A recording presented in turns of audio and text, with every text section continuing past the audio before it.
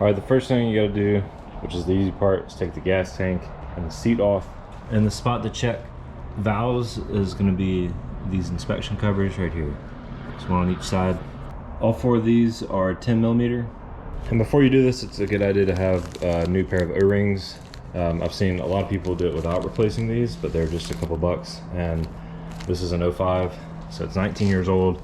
I don't know if this has ever been done before, so I just want to replace it. It's also a good idea to clean it off a little bit. Mine's still pretty dirty, but I'm gonna try not to get anything inside of these once I take these off. I'm doing this because, one, it is 19 years old. It's got 7,000 miles on it, but I'm also getting kind of like a feathery vibration noise coming from the engine, so hopefully I can see something with these valves.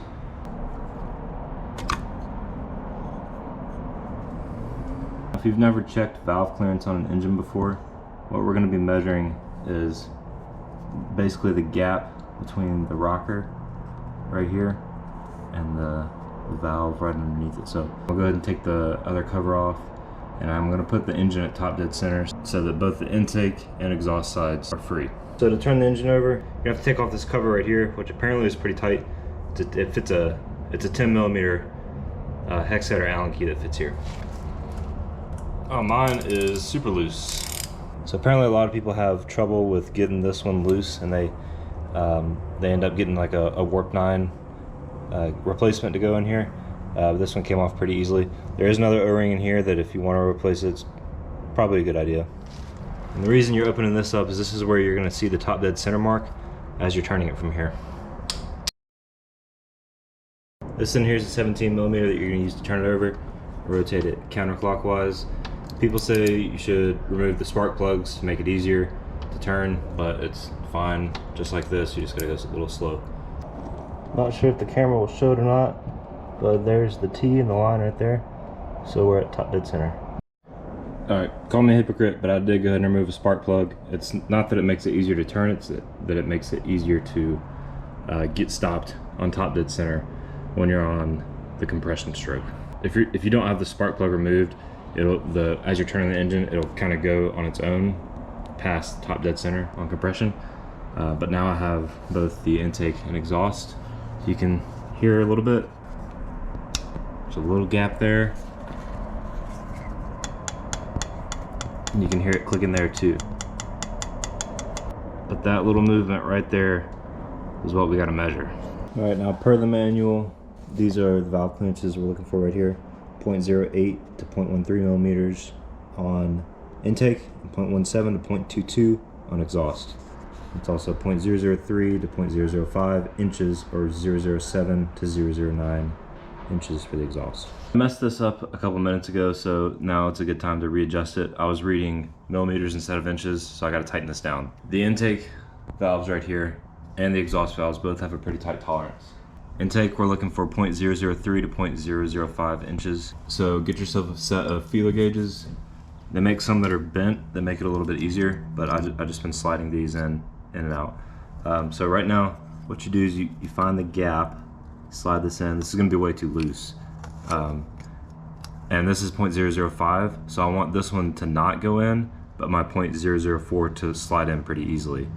That tells me that it's set below 0.005, but at 0.004, which is right in the middle of that range.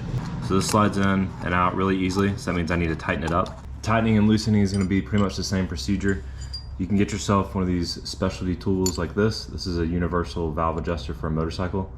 It's got 3 different sizes of these square fittings that you'll need, and then 9 and 10 millimeter for the adjustment nut. You may also find that it's easier sometimes to just use a 10 millimeter wrench. So the first thing is to pop the adjustment nut loose. So go ahead and loosen that up. You can loosen that by hand. And then you will definitely need to use this. It's got square fittings on it. Fit that right over top there. Hold the nut in place as you tighten down. And what I like to do is grab the feeler gauge for the measurement that I'm looking for, which is 0.004. Slide that into the gap.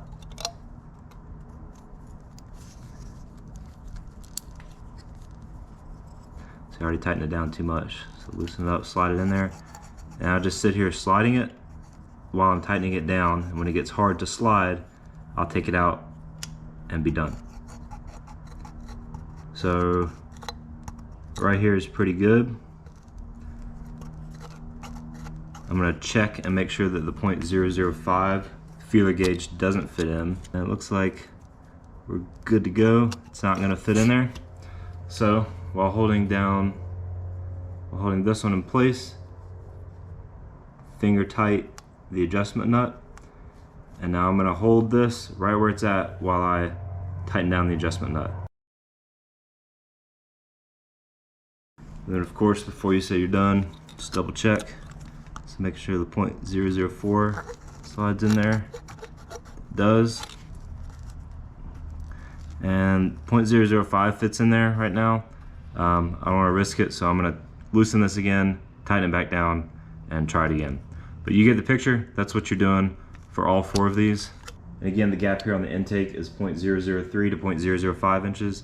And then on the exhaust up front, it's .007 to .009 inches. And as it turned out, the exhaust valves were within specification, right at .008 inches. So that pretty much covers it. All you got to do is tighten down your 4 bolts of the access covers and put everything back on your bike. You're good to go.